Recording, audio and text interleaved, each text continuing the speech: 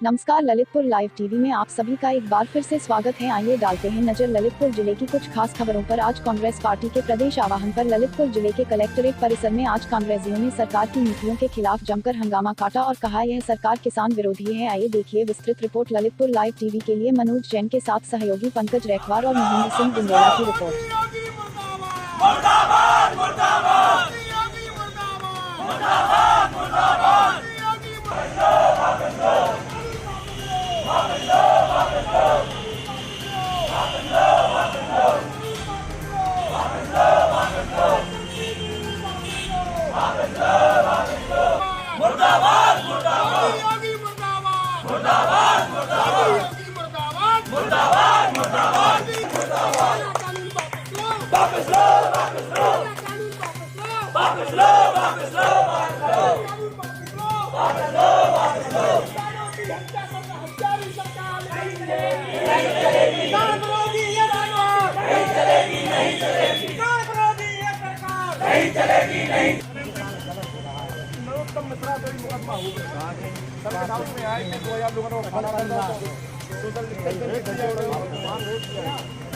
उनका ही मुकदमा हो सर, हमारी एक मांग है आप जिला की नायक हैं, बताया जा रहा है तब लड़के हो क्या करूँगा भगवान नहीं कोरोना तो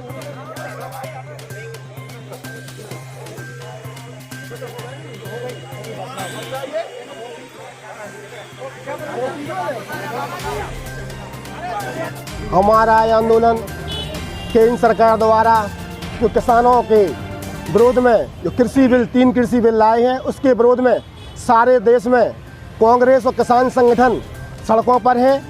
किसान पेट मंगारे लिए देश का भाग्य बताता किसान आज सड़कों पर अपनी हक की लड़ाई लड़ रहा है। चाहे वो पंजाब हो, हरियाणा हो, सारे देश में सारा किसान आज सड़क पर है।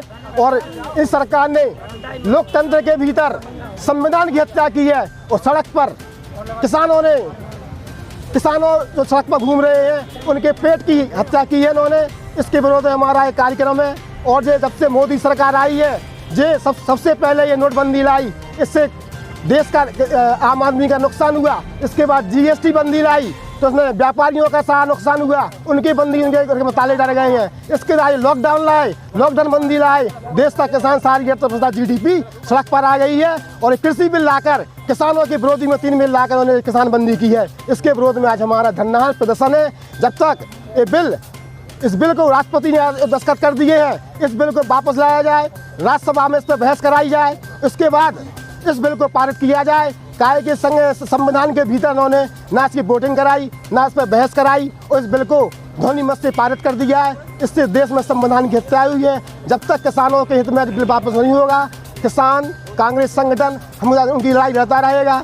चाहे वो हमारे राहुल गांधी जी हो, सबसे पहले भट्टा पासवान में किसानों के हित की लड़ाई लड़ी थी, प्रियंका गांधी उत्तर प्रदेश में किसानों की लड़ाई लड़ रही हैं और सारे देश में सारे संगठन आज कांग्रेस की लड़ रहे हैं। जब तक ये बिल वापस नहीं होगा, इस हत्यारी सरकार ने जो आज बिल लाकर, इससे पहले ईस्ट इंडिया अंग्रेजों के समय में आई थी, उन्होंने देश में ऐसा राज किया था, ईस्ट में कब्जा हो गया था। आज हमारे जो नरेंद्र मोदी जो शुरू से लेकर आज तक इतने भी जो बिल ला रहे हैं सब जो धनाढ़ लोगों के फेवर में है। ईस्ट इंडिया कंपनी आज उद्योगपतियों के हाथ में जा रही है, चाहे वो अडानी हो और चाहे अंबानी हो। इस अंबानी अडानी की जेब का जानी बना हुआ है मोदी, देश को सड़क पर ला देगा। और जब तक इस देश में लोगों को समझ में जब आएगा साथ यहाँ जो है किसान कांग्रेस कमेटी की ओर से धरना प्रदर्शन है। महामहिम राष्ट्रपति महोदय को ज्ञापन भेजा जा रहा है। जो संसद में किसान विरोधी बिल पास किए गए हैं, बिना विपक्ष के विरोध के भी इन्होंने बिल पास कर दिए, जबकि किसानों के हित में कोई इसमें बिलों में कोई प्रावधान नहीं है। सरासर विरोधी बिल हैं। सीधा उद्योगपतियों को इस बिल में रखा गया है, उद्योगपति सीधा खरीदेंगे, ना उसमें समर्थन मूल्य की बात कही गई है। और इन्होंने मंडियां समाप्त कर रहे हैं। छोटा जो किसान है वो कहाँ बेचने जाएगा, 15-20 किलोमीटर जा पाएगा। लेकिन सीधा इनका जो है, जो पहले ब्रिटिश शासन था, अंग्रेज़ों का शासन था, इन्होंने वैसे ही कानून लागू कर दिए हैं, थोप दिए हैं। पूरे पंजाब, हरियाणा, सारे पूरे प्रदेशों में किसान आंदोलन कर रहे हैं, लेकिन गूंगी बहरी सरकार बिल्कुल सुन नहीं रही है। उद्योगपतियों की सरकार ये सुन नहीं रही है।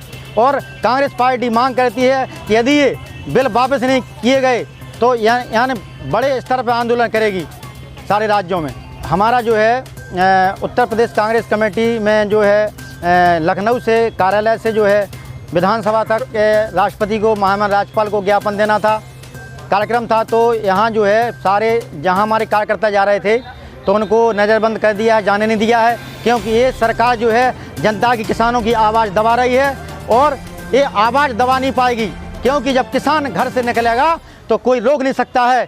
1947 के पहले भी जब लोग घर से निकले थे तो देश आज़ाद करा के ही रुके थे। इसलिए हम कांग्रेसी हैं, हम गांधीवादी हैं और हम रुकेंगे नहीं और हम जनता का, किसानों का हक दिला के ही रहेंगे।